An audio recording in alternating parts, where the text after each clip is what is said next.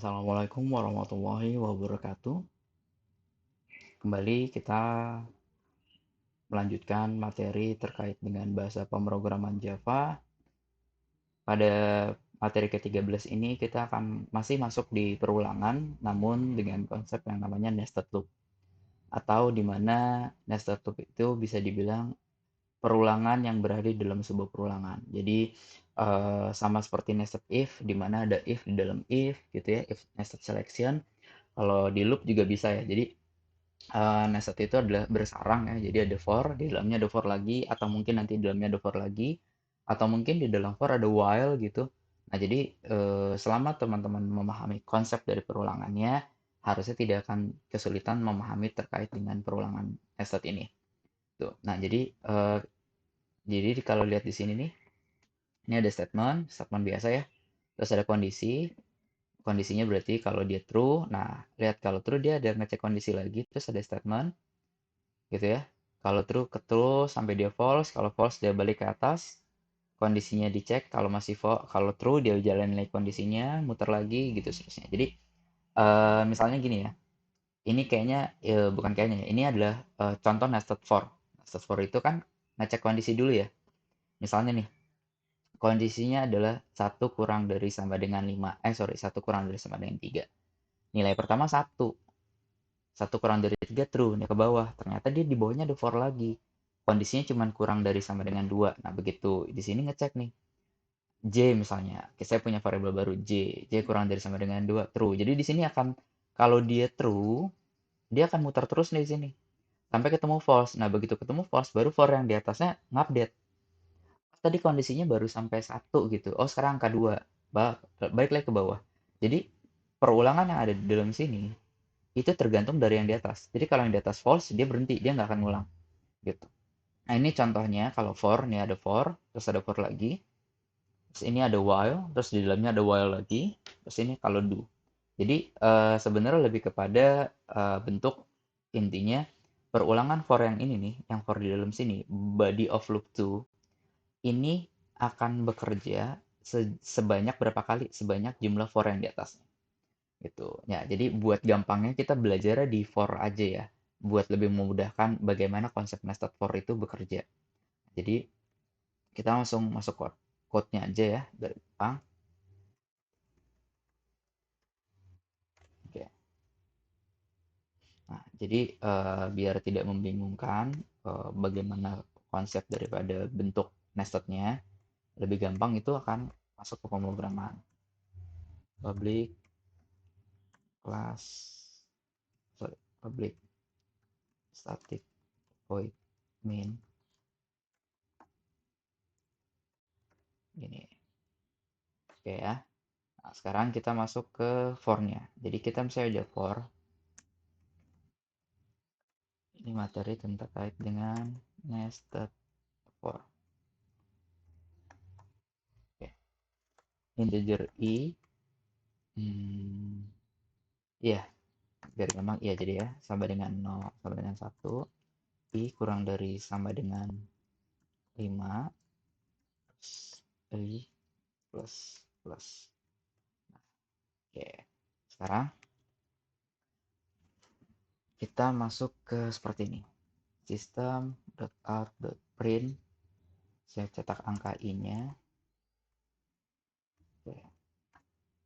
Ya, terus nih. Harusnya teman-teman tahu ya. Berarti dia akan cetak angka 1 sampai 5 gitu.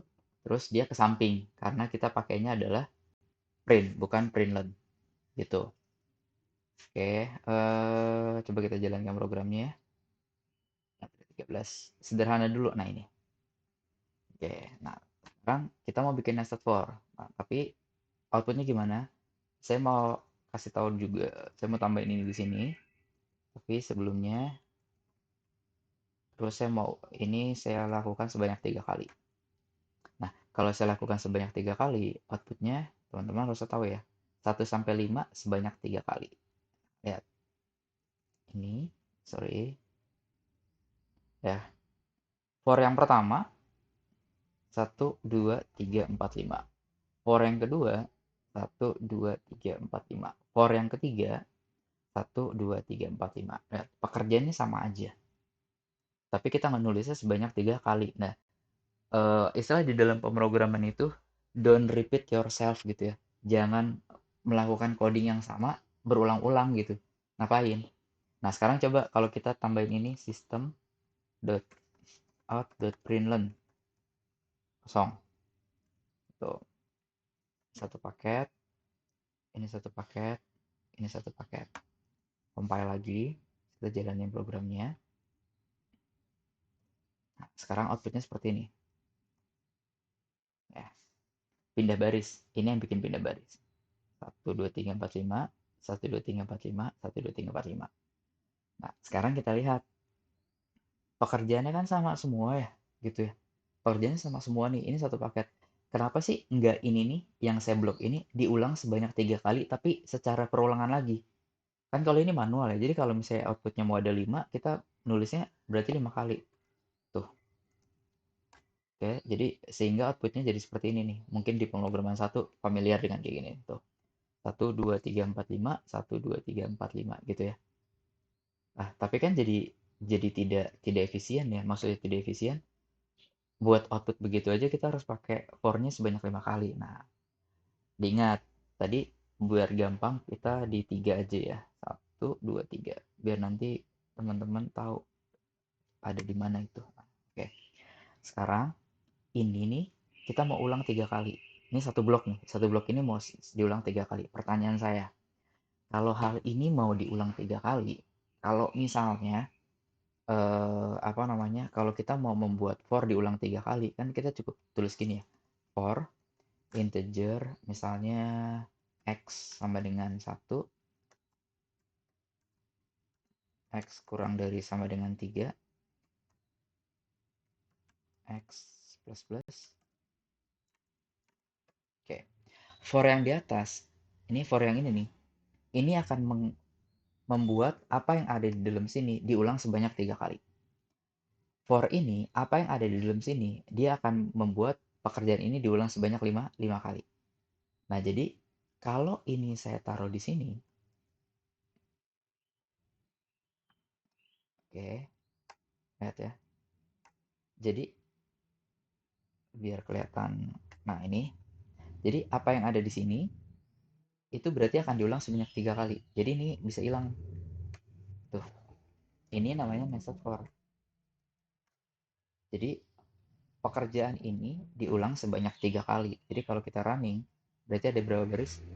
3 baris. Tuh. Nah, kita lihat.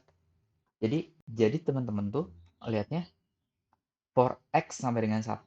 Oke, kita baca perlahan terkait dengan apa namanya? Tadi yang dimaksud oleh pembahasan pada for, dia cek kondisinya. Oke, kita cek kondisinya. 1 kurang dari sama dengan 3 itu true. Nah, karena true dia jalankan dari kurung kurang buka sampai kurung kurang tutup ya. Berarti kita punya X yang angka 1. Berikutnya gitu ya. Oh, ternyata apa yang dilakukan? Begitu dia minta perulangannya, ternyata dia punya block for. Block for di sini ada I dimulai dari angka 1. Ya berarti kita X-nya kita tahu 1, sekarang kita mulai I sama dengan 1 true. Sorry. I sama dengan 1, 1 kurang dari sama dengan 5 true. Apa yang dicetak? Print I, berarti cetak angka 1 sama dia. Nah, X-nya belum berubah nih, X-nya masih angka 1. Plus I plus plus berarti ditambah 1 jadi 2. 2 kurang dari sama dengan 5, true. Cetak 2. Update lagi jadi angka 3, 3 kurang dari sama dengan 5, true. Cetak 3. 3 kurang dari sama dengan 5, plus plus jadi 4, 4 kurang dari sama dengan 5, true. Cetak 4.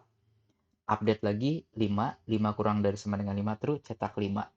Udah cetak 5, selesai nih. Berarti for yang I-nya berhenti. For yang I-nya berhenti ya. Berhenti, terus dia cetak sistem of println, berarti pindah baris. Oke, berarti dia pindah baris. Saya update dari sini ya. Berarti dia pindah baris.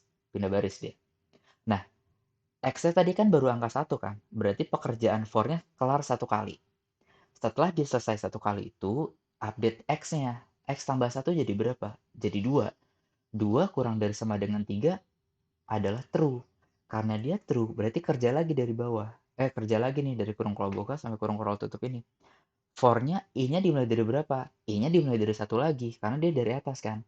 I-nya dimulai dari satu. Satu kurang dari sama dengan 5, true. Berarti dia cetak angka 1. Gitu. Lalu berikutnya di-update kan, I plus 1 jadi 2. 2 kurang dari sama dengan 5, true. Sistem out print apa kalau dia true? Sistem out print I. I-nya lagi angka 2. Gitu. Terus berikutnya 3, 4, 5. Terus pindah baris. Habis pindah baris, dia balik dulu ke for-nya untuk ngupdate nilai X-nya. Tadi X-nya angka 2. Dia update tambah 1 jadi angka 3 gitu. 3 kurang dari sama dengan 3 itu true. Begitu nilainya true, berarti kan mengerjakan pekerjaan ini lagi. I-nya dimulai dari satu lagi, berarti 1, 2, 3, 4, 5. Makanya outputnya kalau kita jalankan adalah yang tadi. Nah, ini mungkin familiar nih begitu di pemrograman 1. Jadi kalau misalnya kita pengennya sampai 5 kali, ya berarti kayak gini. Ya, gitu. 5 kali. Terus kadang-kadang ada nih yang munculnya, nah ini ya udah. Terus kalau misalnya kita, bisa nggak kita pakai variable X-nya? Bisa. Kan X-nya ada di atas ya, berarti si for ini ngebaca X-nya. Gitu. Si for ini ngebaca X-nya. Jadi kalau kita ganti dengan outputnya adalah X, nah jadi gini, 1, 2, 3, 4, 5. Loh, kenapa outputnya jadi kayak gitu ya? Gitu ya. Nah jadi, apa namanya, ini, yang dicetakkan angka X ya. X pertama dari yang jadi dimulai dari angka 1 gitu. Berarti 1 kurang dari sama dengan 5, true. Apa yang dia bilang, I-nya dari 1, cetak X. X-nya nggak berubah. X-nya berubah kalau pekerjaan for-nya selesai satu cycle terus dia ngupdate. Maka terus-terusan adalah angka 1 gitu. Terus ini adalah angka, kalau I tadi ya udah tahu jawabannya. Nah, terkadang ada outputnya kayak gini nih. 1, 2, 3 gitu ya. Nah, kita lihat kalau kalau case kayak gini gimana cara bacanya. Kalau case kayak gini kita lihat. Ini pada saat perulangan pertama dia mengulang cuman satu kali. Pada saat perulangan kedua, dia ngulang sebanyak 2 kali. Pada saat perulangan ketiga, dia ngulang sebanyak 3 kali. Nah, jadi kesimpulannya adalah, kalau kita lihat tadi, ini saya balikin ketiga dulu ya, kayak biar gampang. Terus biar gampang dipahami.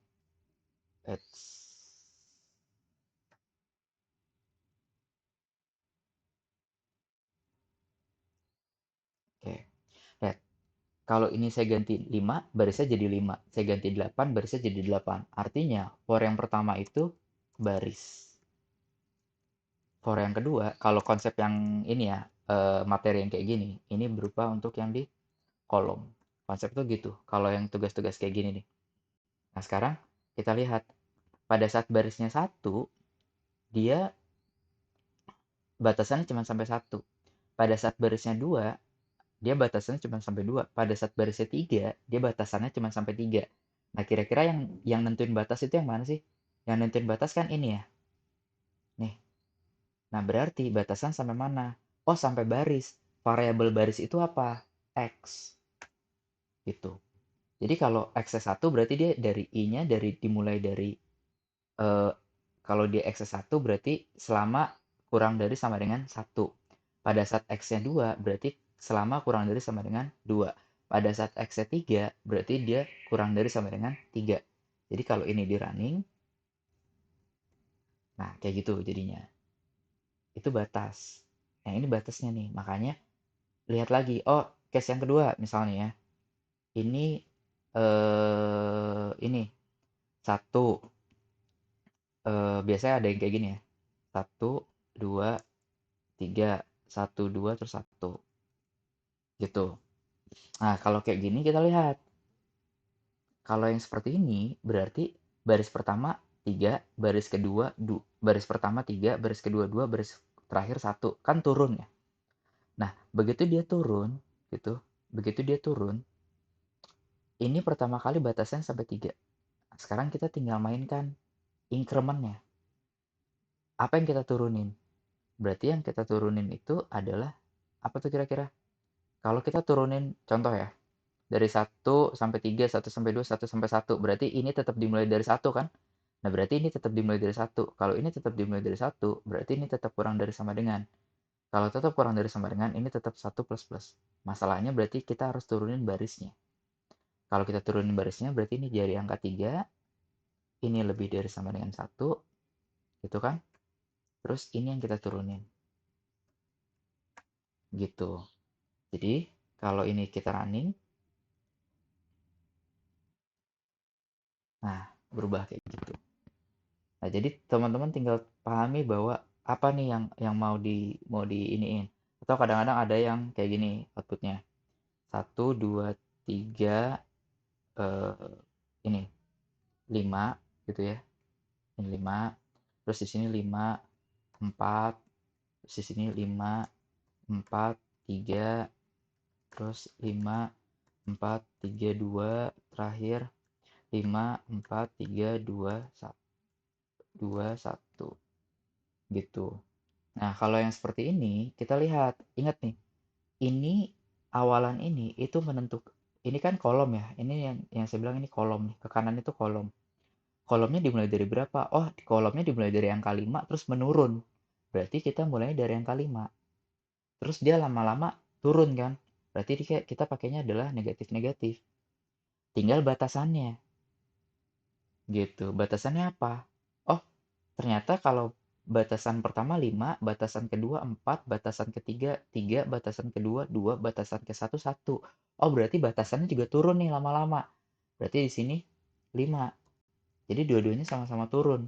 Coba kita lihat programnya. So, enggak. Infinite loop berarti ada yang salah di kita. Oh, ini. Lebih dari sama dengan. Gitu ya.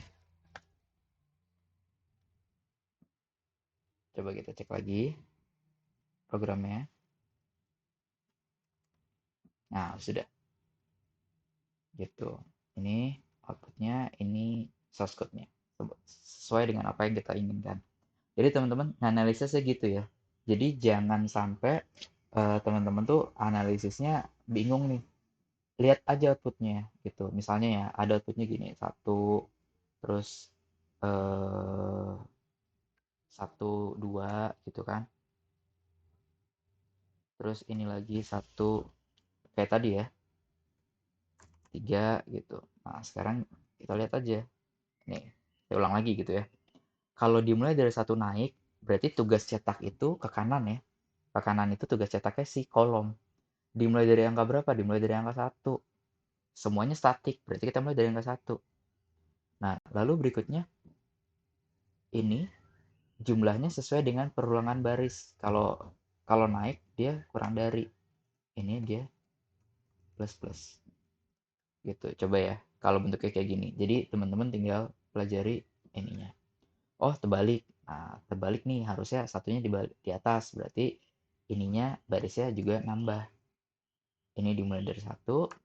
Kita pengennya cuma 3 baris. Kurang dari sama dengan 3. Gitu. Jadi kalau ini di running, outputnya jadi kayak gini. Nah, jadi teman-teman tinggal pastikan ya ininya apa namanya, bagaimana ini ditulis gitu.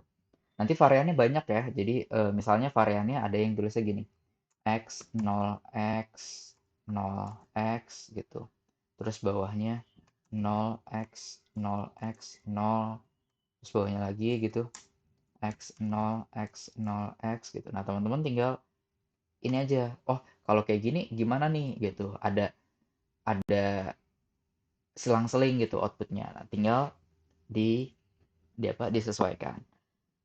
Seperti itu. Jadi ini terkait dengan nested for. Jadi saya cuma kesimpulannya, nested for adalah perulangan di mana perulangan tersebut berada dalam sebuah perulangan.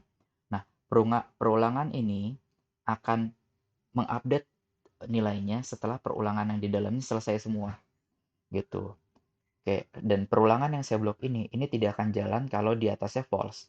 Kira-kira gitu ya. Nah, jadi disimak lagi dari penjelasan di depan tadi gimana kenapa kita bikin nested for sampai ke apa? contoh-contoh output-output yang mungkin biasanya jadi apa, jadi sebagai bahan, soal atau ujian gitu. Oke, itu aja dari saya, terima kasih. Kurang lebihnya saya mohon maaf. Assalamualaikum warahmatullahi wabarakatuh.